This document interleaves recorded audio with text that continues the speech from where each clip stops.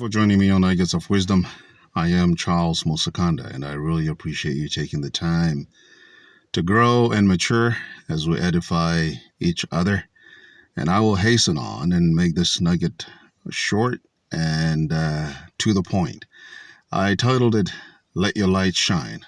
And the reason I figured I'd speak on this today is because, as we've seen and all witnessed in 2020 and 2021, and of course, now in 2022, we've had quite the quite the moment, quite the time, an era that is unprecedented for a certain age group, and some people that have never experienced, loneliness of this magnitude.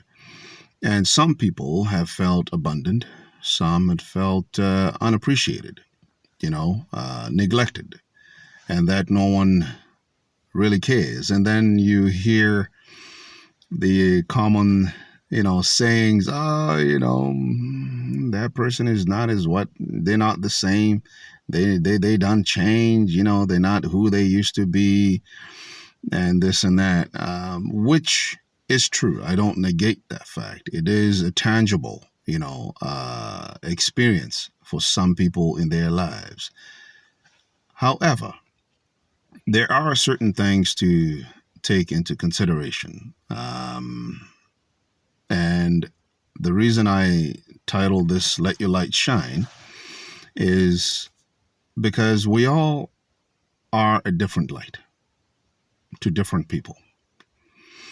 Matthew 5, verse 14, 15, and 16, particularly verse 16, take a moment to read it. And it complements Genesis 1, where we learn of the creation of light. And God separated the light, the greater light being the sun and the lesser light being the moon. The same applies with different lights that we use in our day-to-day lives. There's those of us who have candles in the house. There's still households around the world in certain communities where they still use candlelight as their day-to-day light for their home. But for those of us who are privileged and fortunate enough, we only run to our candles when electricity is out, when there's no current, there's no power. And so we light up candles to light up a few rooms in the house so we can see where we're going and what we're doing.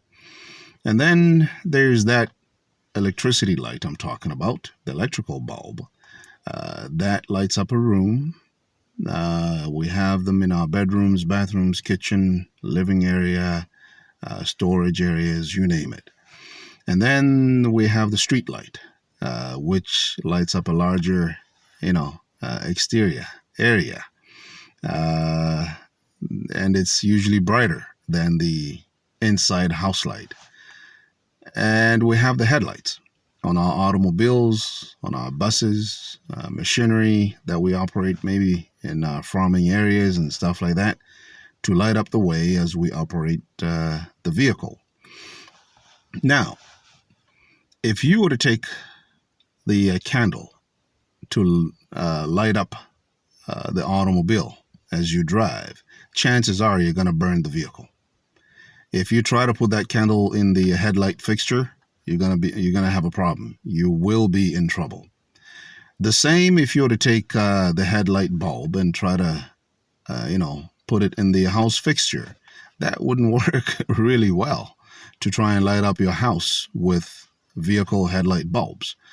And the street light might be too big, to put in a house fixture. It just wouldn't work either. What am I saying? What I'm saying is there's those of us who feel that when we help people in life, or when people have passed through our path, or we met somehow in life, that we always have to be the light for everywhere else they go in life. It doesn't work that way.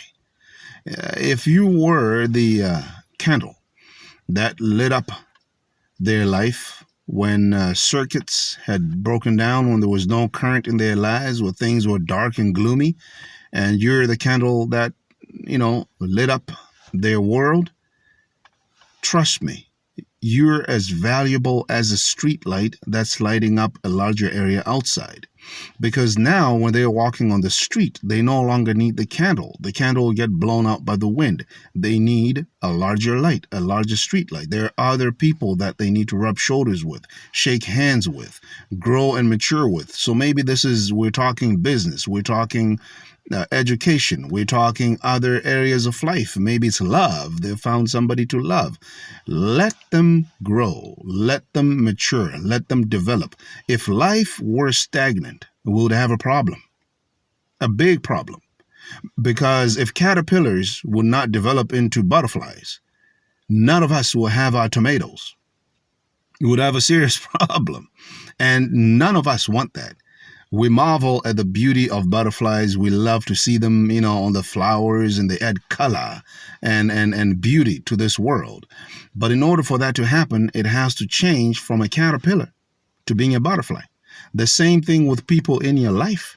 When you help someone, do it wholeheartedly so that when they mature and they grow, they'll still value the light that you were in their lives, even though they don't need that light anymore at that certain stage of their lives. What I'm saying is this: when people are done driving an automobile, no one, I hope, takes out the light bulb from their headlight and goes to screw it into their house so that it lights up the room. That just wouldn't work. Then they're not affixed the same way. And neither does someone take a candle to put it in the headlight fixture. You're going to burn the car. You're going to have a problem. You can't use a street light in your house.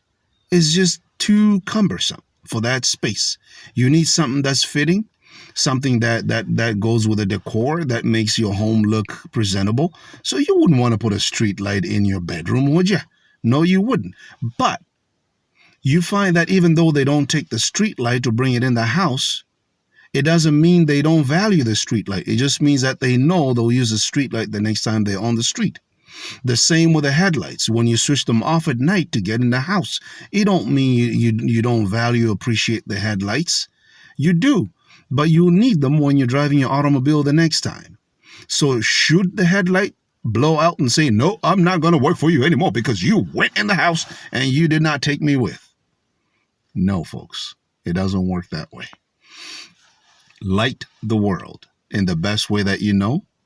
To some people, you're a candle, and to some people, you're a headlight. Don't look to be the candle in their every day and every stage of life. That's when relationships get ruined. That's when people turn to become dictators.